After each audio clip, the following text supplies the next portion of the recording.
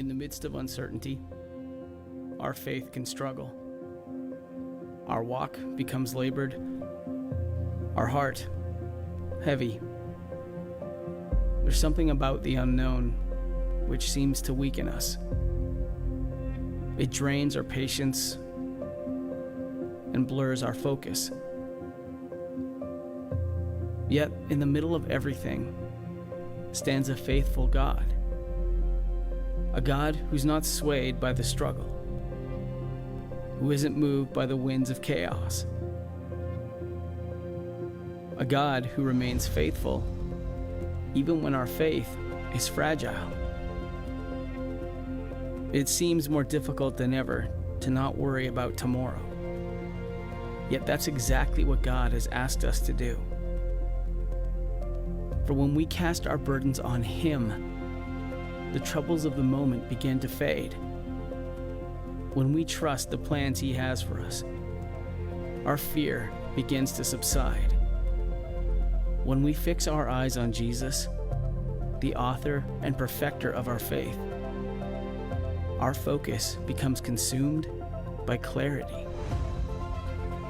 Yes, we are in the midst of uncertainty, but we can be certain of one thing: God is faithful. And that is more than enough for tomorrow.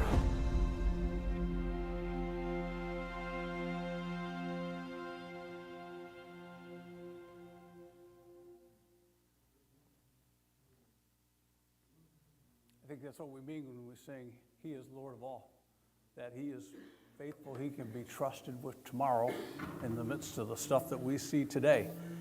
All right. I don't know if this is true or not. I heard the story of a couple of guys walking along the beach, older gentlemen. They were looking for seashells. Lo and behold, if they don't come across a frog, little bitty guy, frog's there. Frog says to the gentleman who picks him up, he says, "Hey, mister, I'm not really a frog. If you kiss me, I'll turn into a beautiful princess." Guy sort of chuckles, picks the frog up, puts him in his pocket, and they walk a little bit farther down the road, to which now his friend looks at him and says, "Dude," he says, "you going to kiss the frog? I mean, what are you going to do? I mean, that was a beautiful invitation."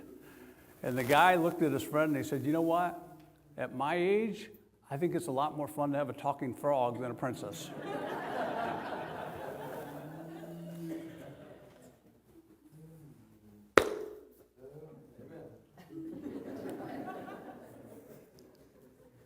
Yeah.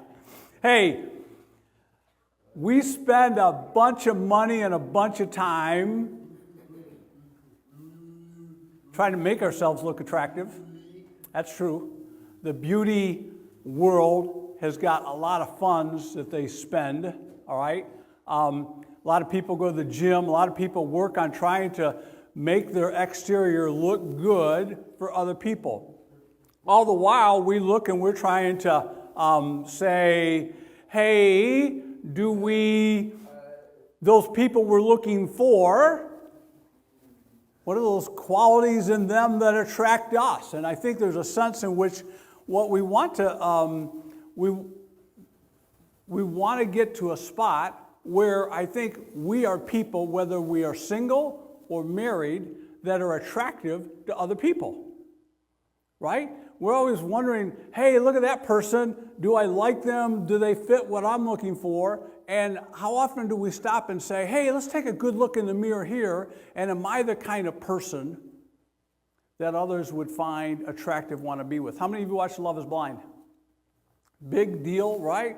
Out there, the premise of Love is Blind is that they're taking people, I haven't watched the show. Yeah, okay. And I always look, because she watches some of the stuff, and I'm like, really? Really? But anyhow, all right. So Love is Blind. The premise is they take couples, and I think for a period of time, I don't know what that period of time is, all they can do is like talk date. They don't see each other. Keep them in separate rooms, and they answer questions, and they're like dialoguing back and forth, right? And then after a little bit, if they want to get engaged, then they're allowed to see each other, and they spend like 30 days together, and then they get married. What an interesting premise, right? Because the whole point is you're not going to be attracted by what you see. It's going to be like who they are, okay? So with that being said, here's what the producer, here's what they said about the premise of the show and why they created it. They said, everyone wants to be loved for who they are on the inside. It doesn't matter where you live, what you look like, how old you are, what your background is, where you come from socially. Everyone wants to be loved for who they are. I think you would probably say that's true. I got a hunch that you would say that's true about you. Doesn't matter what you look like, how much money you have, what house you live in, what car you drive. You want to be loved for who you are, who that person is inside. But for us to have real, meaningful relationships, that's like the last thing to come out, right? You form opinions based on what you see of someone, based on what kind of car they do drive, where they do live. I was golfing with a guy in the last week. We got the proverbial conversation about, hey, where are you from, all that stuff. He said, I'm from St. Louis. What did I ask him? What high school did you go to? I still think that's one of the dumbest questions going. Don't get it at all. Well, that's not even true, though. I do get it since I've been here, right? What high school you come from tells somebody what neighborhood you grew up in, what part of the city, what part of this community. Were you north? Were you south?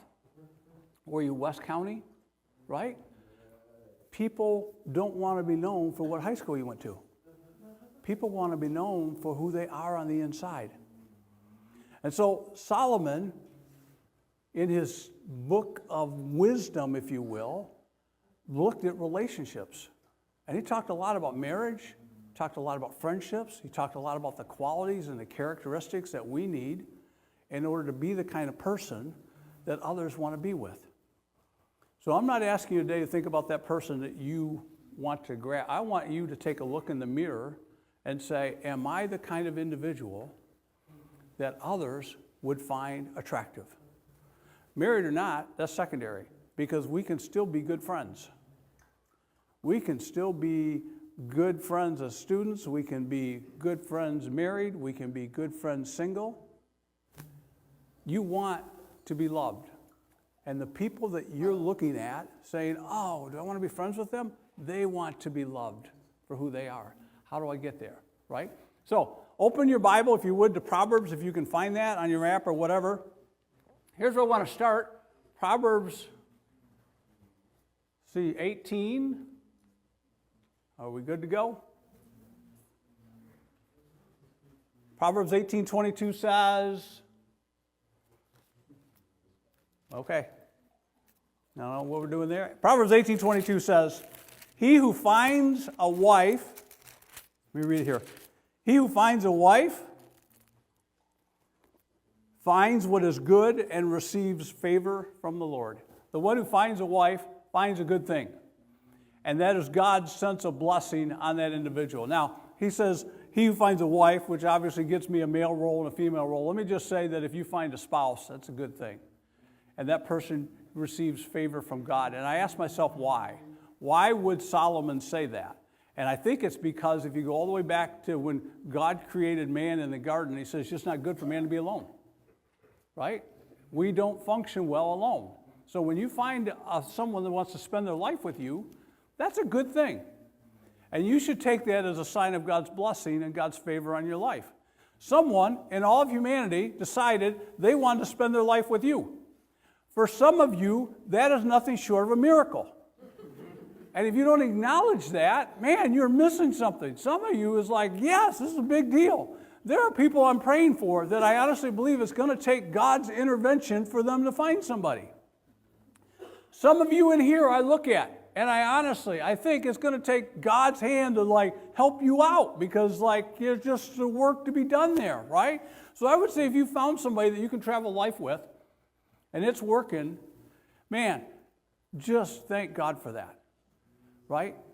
Give God thanks for providing you someone that knows you, loves you, knows your weaknesses, maybe complements your weaknesses, you complement theirs, together you're a team, that's a good thing. In a world that lives so much isolated and wanting to be individuals. All right? Now, this I thought was interesting. 2014 study said that unhappy marriages literally break our hearts.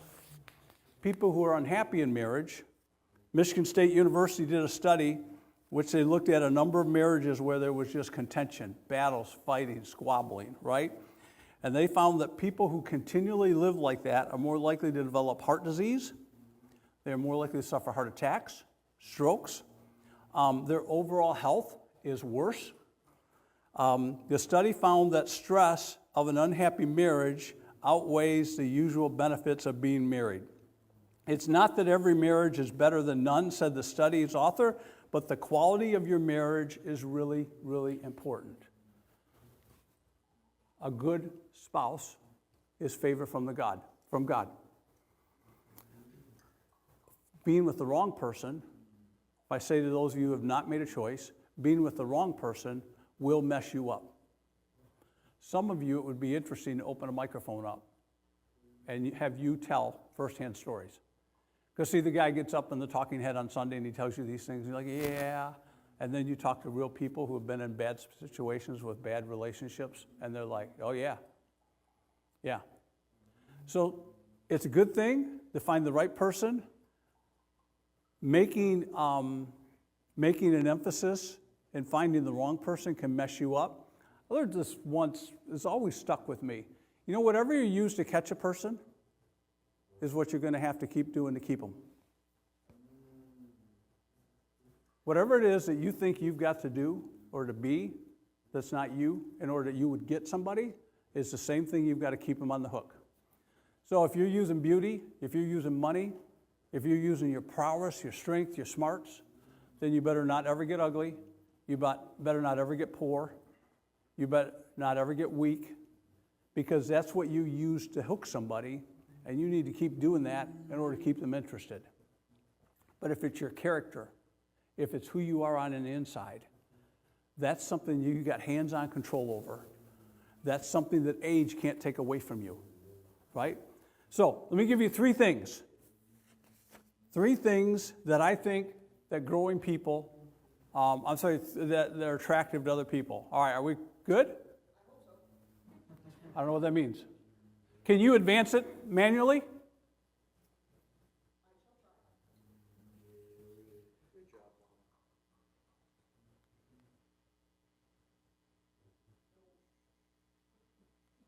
I apologize.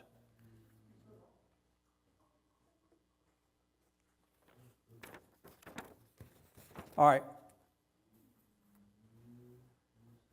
I'm going to move along, Gene. If you get to where I am and you're listening, you just advance them manually, all right? Here's the first thing. People who are growing. And I had 5 or 6 areas that I identified for you and I to be working on as we're growing. Proverbs 1:7 says that the fear of the Lord is the beginning of wisdom. And I think the first thing that is attractive to people are people who are growing in their faith. Proverbs 31 says of a woman that is just, it's the model wife woman chapter that women hate. And, you know, it's just, but it's there. Solomon wrote it. And at the end of that chapter, in verse 30 of chapter 31, Solomon said, a charm is deceptive and beauty is fleeting, but a woman who fears the Lord is to be praised. Give her the reward she has earned, and let her works bring her praise at the city gate. All Solomon is saying there is that let's understand that there are things as we get older that fade. Got to color your hair, got to apply makeup, got to work out more. And at the end of the day, what's going on inside, a woman of faith, a husband of faith, is someone that others will find attractive. I stopped and I asked myself, why? Why would that be important? Why would it matter? And I think you understand, if I just throw this out there, as you age, the body breaks down. You don't run as fast as you once did. You don't jump as high as you once did.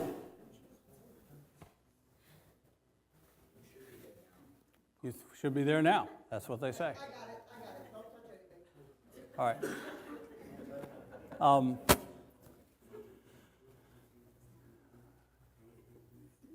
We're different now.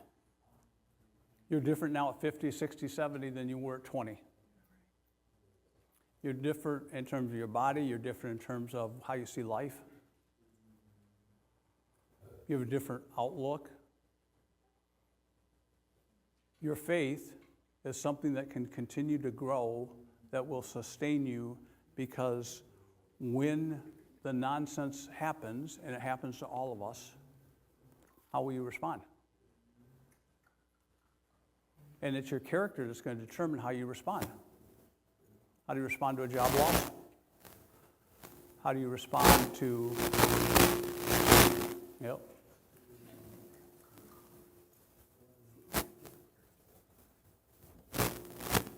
I don't know what's going on.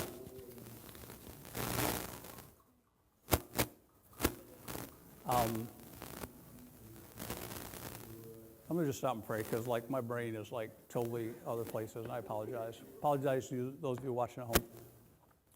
Father, I don't know what's going on. I know I just feel like a tension here, and I just ask, Lord, that it's distracting. So I ask you to quiet my spirit. I ask that you would, your spirit would open up our hearts and our ears to hear. And I ask, God, that you would be honored in this, in Jesus' name. Amen.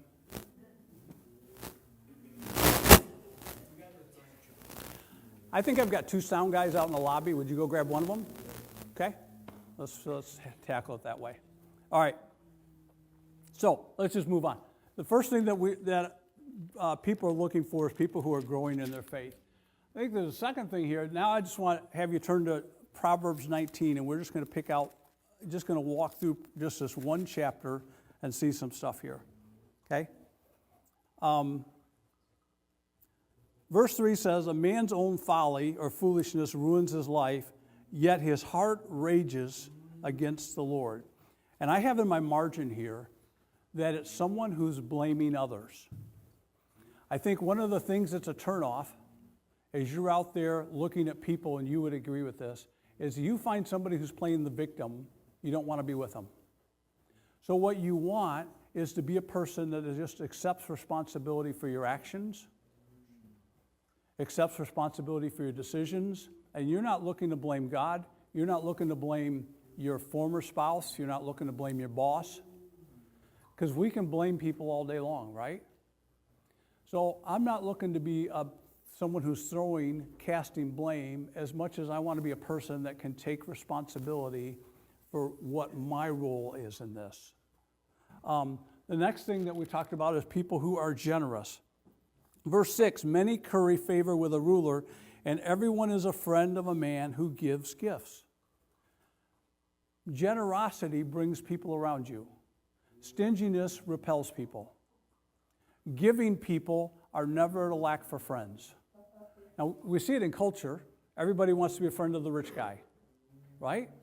But I think in everyday life, when we're not talking about rich people, what we're talking about is people with an attitude, with a spirit that is looking for ways to give to other people.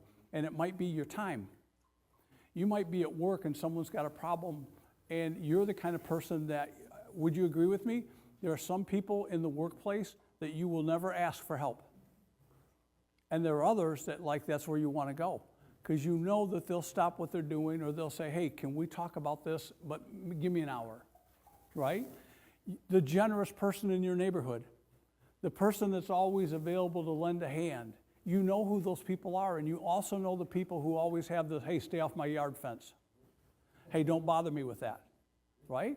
I think that's what Solomon is saying here, is that generous people are never at a lack for friends. And so as you think about being generous with your time, with your stuff, with who you are as a person, what could that look like? And it could be everything as simple as paying for the meal behind somebody in the drive-thru behind you, a coffee behind you, buying that person's coffee. It could be you hear somebody's got a need, and you're like, hey, I don't have a lot, but I could, right? And you offer what you could. It is generosity means you've got your eyes up and you're looking at other people. That's all that means. Third thing that we see up there is someone that is, or fourth thing is someone that's forgiving. So jump on down with me to verse 11. A man's wisdom gives him great patience. It is to his glory to overlook an offense. Wise people know which battles to fight. Fools want to fight every battle. Fools are always complaining and critical and negative, and they always see the wrong in something. Wise people look at it, and Solomon just says, man, it just allows you to be patient. It's something I've learned. Because I would honestly say I was a guy that could just find all the critics and just boom and jump and whatever, and to be able to step back and say, does that really matter? Is this really that important for me to get that worked up over? And it says it's your glory to overlook an offense. There are times when someone honestly hurts you, and you need to know when to go say something and when you just might let that go. Maybe you know the person's heart. Maybe you decide, don't really want to fight that. But there's wisdom in that, Solomon says. And the kind of person that's always raging on stuff, social media people, I call them the social media warriors, always criticizing behind a keyboard, those people are out there all day long. And they're not attractive. Nobody wants to be with them. Okay? Fifth thing is people of peace. A foolish son is his father's ruin, and a quarrelsome wife is like constant dripping. Flip the page to chapter 20, verse 3. It is to a man's honor to avoid strife or fighting, but every fool is quick to quarrel. Sort of ties a little bit with what I just said, but people that are looking to bring out the best in others and looking to bring peace to situations are people that others want to gravitate towards. People that, it's an interesting thing that he just says here. A quarrelsome wife is like constant dripping. Drip, drip, drip, drip, drip, drip. Nag, nag, nag, nag. Didn't do this right. Got that wrong. Could have done this better. Why did you? That kind of person, after a while, if you're in a marriage like that, I know what you do. You've tuned it out. You've quit listening. It just wears on you. And you can only do that so much. Somebody at work, a boss, keeps dripping, drip, drip, nag, nag. Didn't get it right. Could have done it better. You're not as good as. Tune it out. What about people of peace? What about people that can step into situations and diffuse conflict? What about being a person that tries to maybe mediate? If you find that you're the one on the other side of it, responding with a cool head rather than that kind of person is a growing person and others want to be with them. The last one I have there is demonstrates common sense. And verse 14 says, houses and wealth are inherited from the parents, but a prudent wife is from the Lord. Prudent just simply means one who, I just have it there, common sense. I was joking with Ryan yesterday. We went up and played golf up in Ellsbury. And I got in the vehicle and I said to Ryan, here's the difference between wisdom and being smart, being knowledgeable, okay? Smart people know that the golf course is open and that you can go play. Wise people would stop and say, it's raining and 50 degrees, should we be doing this? There's a difference between being smart and being wise, right? And all Solomon is saying here is that people with common sense, those kind of people are God-given. Those kind of people are people that we want to hang with, that we should have in our circle of friends. People who just and great and want to fight and want to pick, those people should let go. What if they're in your house? What do you do? What if the graders, naggers, whiners are in your house? What do you do? How do you change them? Because I think some of you in here would like to know that. How do I change them? If you want an honest answer, you can't. You've been trying, haven't you? How's it working out for you? It's probably not. You can't change them. Well, what can I do, Mike? I'll tell you what you honestly can do. You can be the kind of person that grows.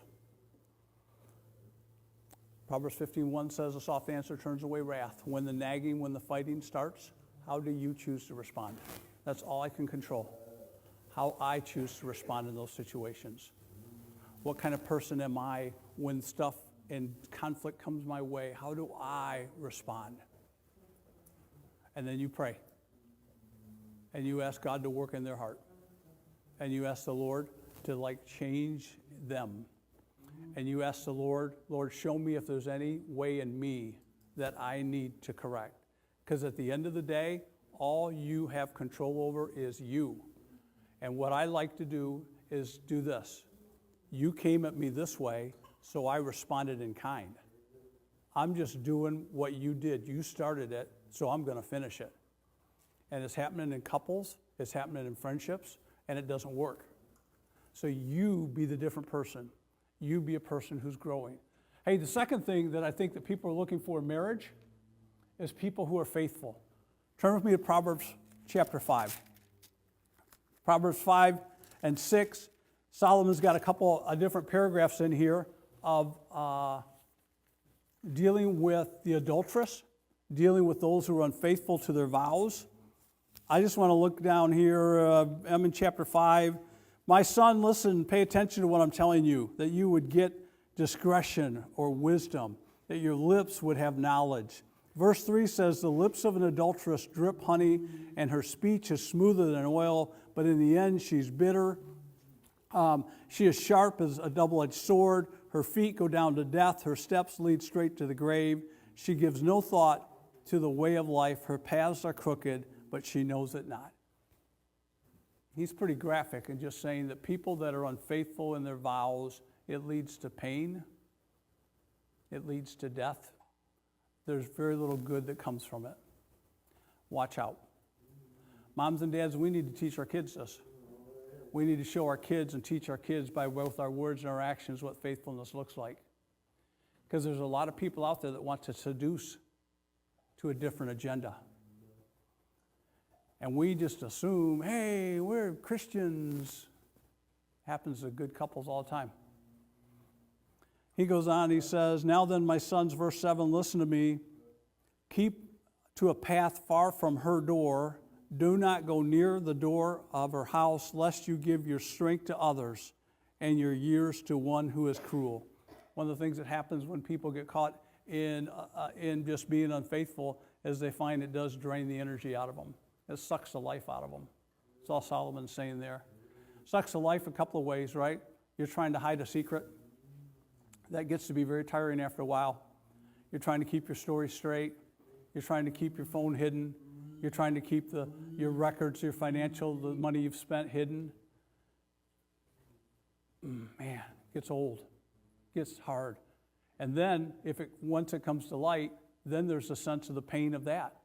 Like, and you just feel empty. He says, lest strangers feast on your wealth and your toil enrich another man's house. Saps you financially. I looked up this week, the average cost of a divorce in Missouri is $13,000 to $17,000. $13,000 to $17,000 is the average cost of a divorce. Depends on how complicated it is. The fees go up from there. If there are children, you will pay more than if it's just you and another person. If you have a business, it goes up from there. It's just expensive. And you're giving your money now to another party. You're giving your money to alimony. You may be giving your money to paying another household. All the while, unless you get a pay raise, it's coming out of that same pocket you had. Some of you know what I'm talking about, and you know I'm not trying to nag on anybody. I'm just saying, let's be real, that there's a financial cost to being unfaithful. There's a cost to your reputation. Did anybody see this week? Across my MSN feed was the Buffalo Bills chief operating officer and the team's chief legal analysis were unfaithful in London, the game the Bills just played, and now across all of America, they were both fired.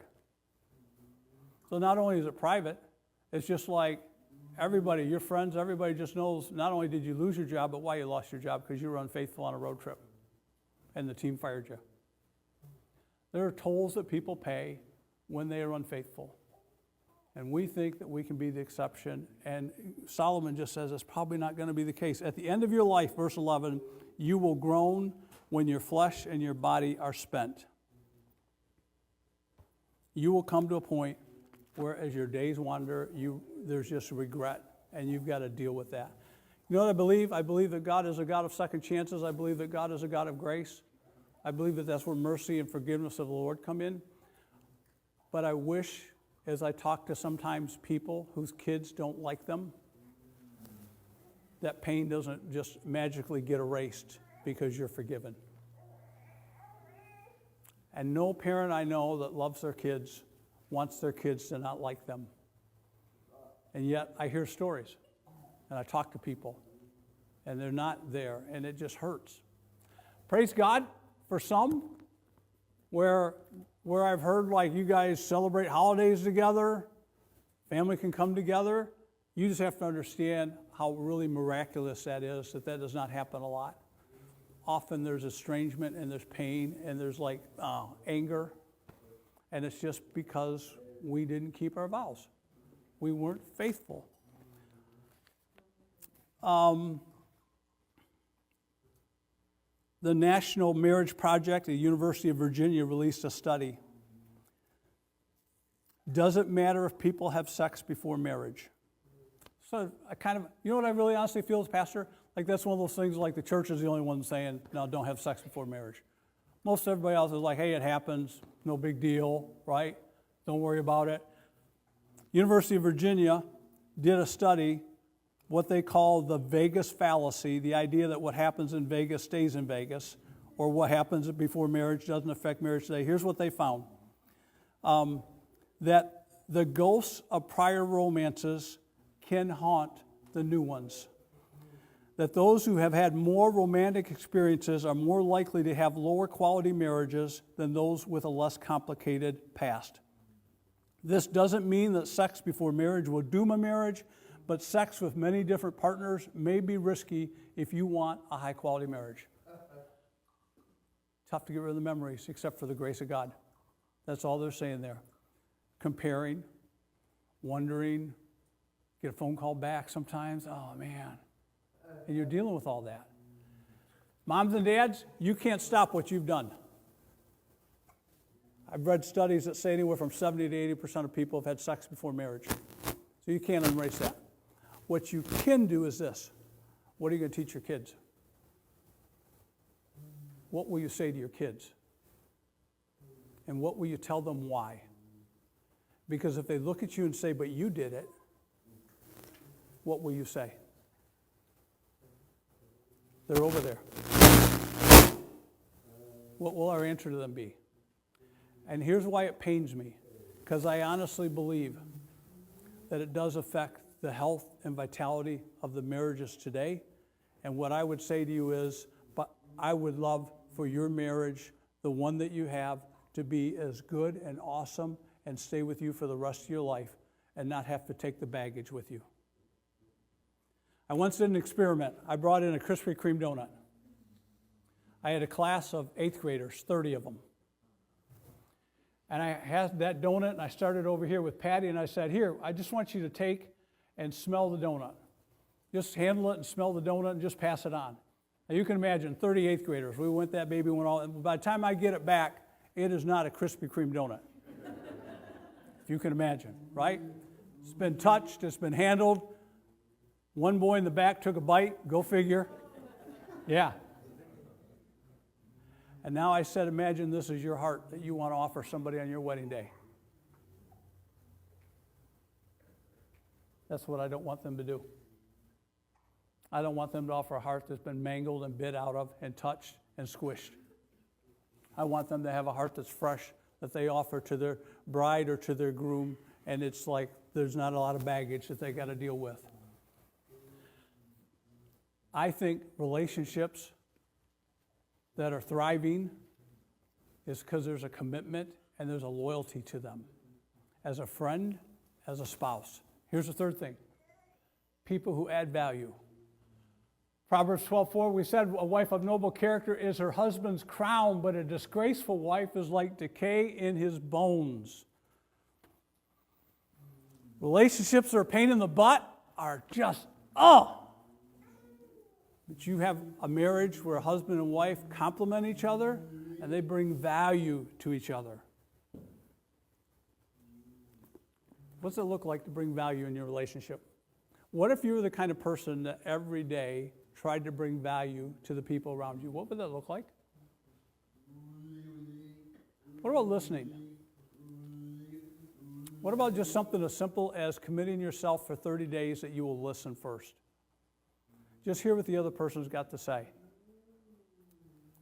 What if you were the type of person that without them going first, you said, how was your day today? And you really wanted to hear how their day was. I know why you don't want to. Can I tell you why? Because I bet it's the same reason I do. I've had a rough day. I've listened to people whine all day. It's going to shock you as a pastor. Some of you are whiners. And I've had to listen and deal with that and figure out, okay, this, that, and the other problem. And now I got to get home and I got to, but so it's draining. But it's life-giving if I can ask Patty, what was it like today with your kiddos? And she'll tell you. She's an amazing woman to do what she does with those kids because I couldn't do it. Some of you are working with people that I just no way, by the grace of God, I really do. I commend you because you're doing some great stuff with people. So listening is valuable. What about showing respect? What would respect look like in your marriage if you've lost it? Well, they don't respect me. That's not what I asked you. What I asked is, how could you show respect? How could you show kindness to the other person? What would that look like? What would it look like for you to be guys, for you to take leadership in your marriage? How many of you have heard the expression, happy wife, happy life? What does it mean? Have you ever stopped to think about what it means? On a surface like this, happy wife, happy life means if the wife is happy, everything's good, right? Have you ever stopped to say, though, what really does make the wife happy? Is it her just getting her way? Is that what we're talking about? The woman just always gets her way, what she says, this is where we're going to go? How many guys are passive? How many of you women, I don't want to show of hands, how many of you women really, the fact that you have a passive man in your household, it just grates you? And I wonder if one of the things that we've done in culture is we've and taught guys to be passive because when they stand up, we knock them down. They do it wrong. They don't do it right. They should have done it this way. If it was me, so what do guys do? We just quit. I can't please you. I can't make you happy. Why do I keep trying? That's the fallacy with happy wife, happy life. It's wrong. What God is looking for in His home is men who are willing to take some leadership and some ownership of the direction your home goes. And that may mean that your wife might not be happy with the choices that you make, but you believe that under God you're responsible for what's happening in your home. Not your wife. You are responsible for the direction your home goes. You're responsible for whether your kids are in church. You're the ones who are responsible if your kids have values. It's not your wife teaching them that stuff. But I think we've drifted to a place where it's all about the woman. And my own little pet peeve fallacy as a pastor, it starts on your wedding day. Make it all about the woman instead of the couple, because it's his day too. It's a big day for him too. And he should have a say, and he should be setting direction starting on day one, but we push the guys out on day one, and then we say, oh, look, come back in here and lead us, help us. How can you bring value? John Maxwell says that he spends 5 minutes every night thinking about his next day and who he's going to spend time with and how he can do something in the course with that interaction with that person to make their life better. What would that look like for you to spend 5 minutes every night thinking of your next day and how the people you're going to see and interact with, what you could do to make their life better? That would be interesting. I read the story of a woman whose husband had kidneys who were failing. And he was in some serious trouble. They were divorced, had been divorced for 10 years. And she found out that one of her kidneys would match. And so she offered to give it to the ex-husband with just no strings attached. This doesn't mean that anything other than, as she said when she was asked, why would you give a kidney to your ex-husband when you divorced him? And she said, because I still care about him. And he needed something that I could provide. I got 2, he's got none. You know what the story is? They ended up getting remarried. Because he said to himself, why am I messing with other people when this woman was willing to give me a part of her body? And it just totally changed the dynamic, and they fell back in love. Why? Because she was willing to be kind. She was willing to care, willing to do what she could. I think kindness and caring for other people is the most important thing we can do in our relationships, and the people who do that will never lack a good marriage, will never lack for friends. Team's coming back up. They're going to lead us in the last song.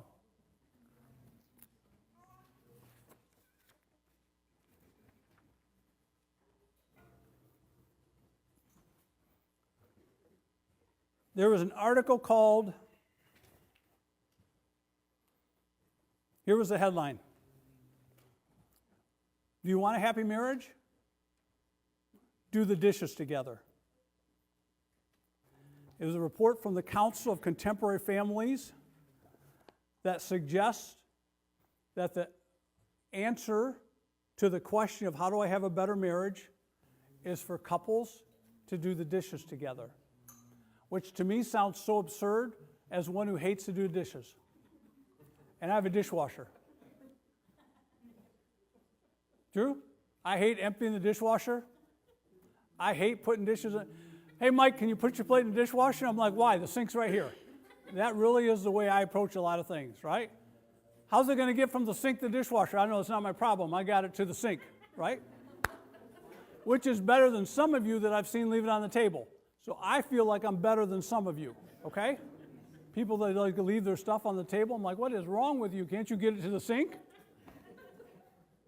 So now I read an article that says that couples that have a better marriage are ones who do the dishes together. And here's what they found. Couples who are willing to get their hands dirty together, to go and deal with the stunk and the stink and the gunk that comes with dirty dishes, but they're willing to work together to make things better, are more likely to face the gunk and the dirt of life and get their hands dirty to work and make it better.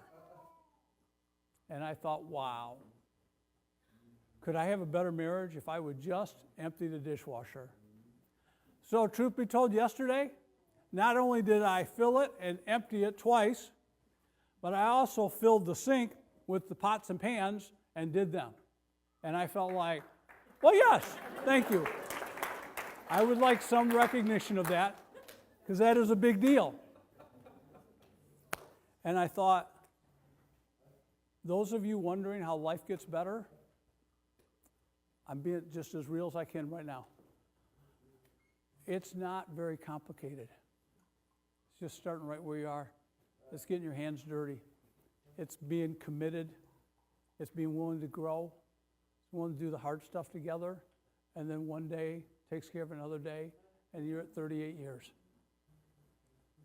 It's not hard, but it is hard. It's not brain surgery, but it does take some thought. There's not a person in here that can't have great relationships. There's not a person in here who can't have a great marriage. There's not a person in here who can't be a great single with great friends. But it may mean dying to yourself and getting involved and coming alongside somebody and just working hard with them and saying, man, let's do this thing called life together. We can all do that. Let's stand together and sing with these guys.